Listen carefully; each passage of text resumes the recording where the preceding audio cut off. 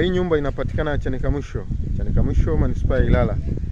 Hii nyumba inauzwa milioni 26 tu za Kitanzania, milioni 26 tu. Nyumba tayari ina umeme. Umeme tayari, ina vyumba vitatu vya kulala, kimoja master, sitting, dining, public toilet pamoja na jiko. Kama unavyoona mtaa wake, majirani ndo kama hivi unavyoona. Ni mtaa uliosimama kabisa. Majirani ndo kama hivi unavyoona.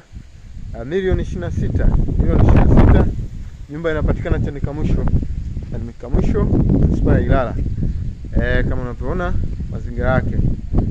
Nyumba safi kabisa. Hii nyumba unafika, unaingia tu, karo la choo ndo hili hapo. Wewe ni kuingia tu. Umeme uko tayari, kuweka nyavu tu na kuhamia. Kama nilivyokuambia, majirani ndo kama hivyo unavyoona.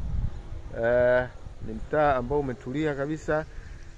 Kutoka barabara ya lami au stendi ni wastani wa dakika 3 hadi 4 kwa mguu. Karibu sana ukipata tangazo hili.